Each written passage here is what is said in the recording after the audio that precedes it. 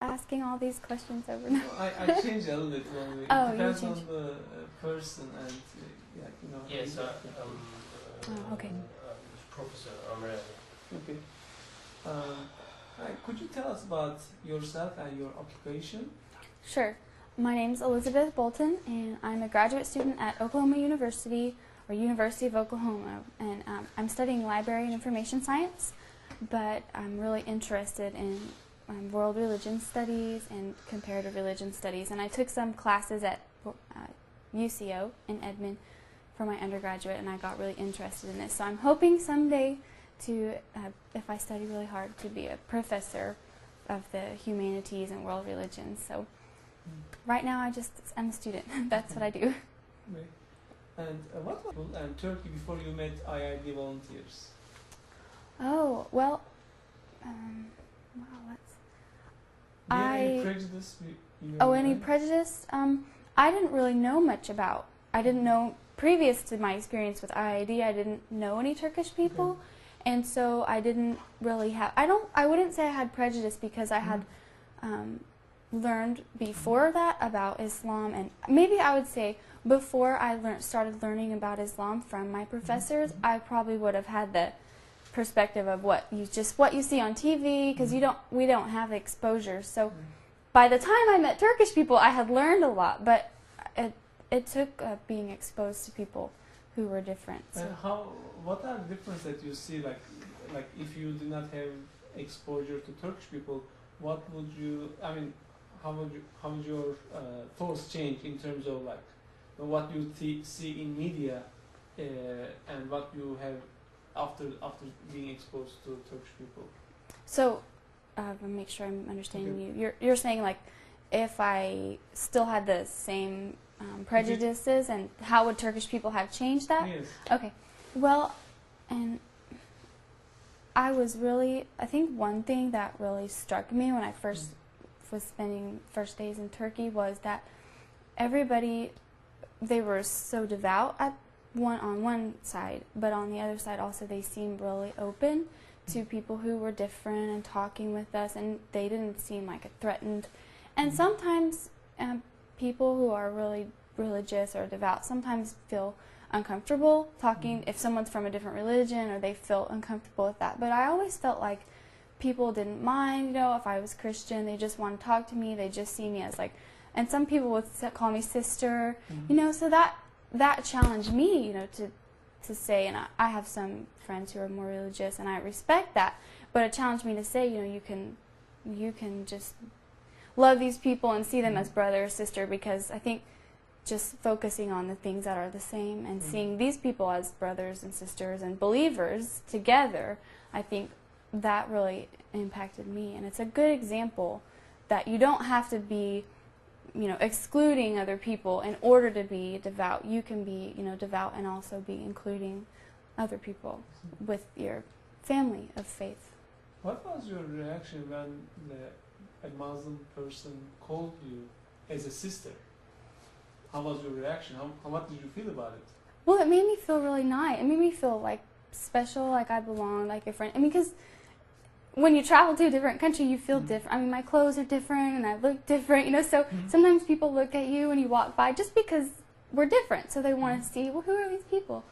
So it just made me feel more at ease, like, because sometimes we would walk through a restaurant, and I know we're kind of a spectacle, this group of Americans with backpacks, and everybody's talking loud.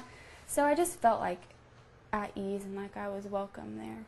And I think that was something that struck me all the time, is I always felt welcome. No matter how different I looked or how, my faith is a different faith, I always felt welcome.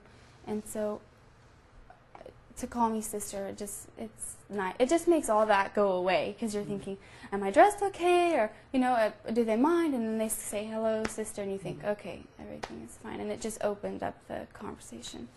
And have you had any reaction from your friends or family members regarding the trip? Oh, their first, did I have hesitation about? Yes. Not at all. I might have, if before, my professor had been before to Turkey, Dr. Schlubach, and so she had told me about it. She had been, and I had just seen some of her pictures, and so she emailed me and said, I have an offer I think you can't refuse. And I was thinking, well, what is this? And I called her, and she said, you know, their institute is taking people to Turkey, and I am inviting you. And I just started crying. I was so happy. I thought, oh, wow, because I had become interested in Islamic studies and the history of Islam, and I had studied some of the architecture, and I knew that these beautiful mosques were in Turkey, and she had been telling me about the people, so I was just thinking, oh, I can't believe I'll get to really go and see that. And so I had some people who were saying, you know, they were concerned. They were saying, well, are you going to be safe? Are you going to be okay? Because they just see on TV these people with the guns and the turbans, and, you know. So I said, no, it's not like that. So even before I went to Turkey, I had a chance to say, no, they're not like that. You know, they're peaceful people. So it was like just saying I'm going to Turkey started dialogue, even though I hadn't even been yet. So. Okay. In Turkey, what did you like the most in Turkey? What are things that you have good memories on you? Well, I think I was thinking about this last night because I thought you might ask me that. And the generosity, I think, is something that was really an example to me, because kind of an American mentality maybe is like it's a one for one kind of thing. Like if somebody's doing something, you expect like there's a catch, like you have to sign up for this or you have to give that, you know, or something. So I guess when I first got there and we were first experiencing people just taking care of us, you know, our bus driver and the food, and they paid for our trip, I just kept thinking, okay, they're expecting something from me. Like, what do I have to do? Yes. What do I have to give you back? And nobody ever expected anything. They were just so, I just finally stopped thinking, what do they expect me to give back? And just realized that these people were just giving. And think that still, I don't even know what to do with that still. It was just so incredible. And it changes you just for people to just give to you and give to you and give to you. And they don't, you know, they're not saying like, here is dinner and now everybody do this or now everybody sign up to do that. They just wanted to show us their commitment to tolerance and peace. And I think that changed me and made me realize what a difference it makes just to do a small thing for someone. Because before I left for Turkey, I was interested in interfaith dialogue and I thought it was important, but I was feeling kind of discouraged, like nobody else around here is interested in that, and I don't see anybody at school who, you know, you say something about Turkey and people might say like, oh, you're not scared of those Muslims, you know, so I just felt like, never mind, nobody cares. And so after going there, I saw the difference that these small things make. Just serving us tea and talking to us made us feel so good. So I feel like even if I can do something small, it's going to make a difference. And that's a big thing, because if I spend my life doing lots of small things, then it's going to really maybe change something. So. That's nice. So in a better way. I think so. I think one big thing, I came home with more hope in my heart, just hope about the world, just because I pay attention to the news, and maybe I pay too much attention because it gets so sad, all these bad things. And reading some of Gulen's writings, that he really has a lot of optimism that if the cultures can dialogue, that there won't be the clashing. You know, so I really think that there is hope for peace in the future, and it's going to start small. But that's okay, because it wasn't okay with me for it to start small. At first I thought, well, what's the point if I can't do something big? But it's okay with me for it to start small, which is a big thing, because it means I'm going to be doing more things. And also, I think I've been more generous, because I was so impacted by how generosity can help, you know, make you feel special.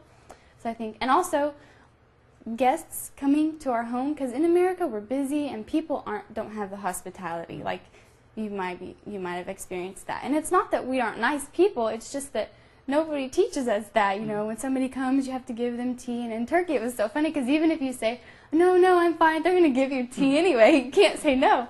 So I think just when people come over to my house, I say, you know, give them water or something, and they really feel like, oh, thanks. They really feel welcome. So it's nice to make people feel welcome. So that's changed me, too.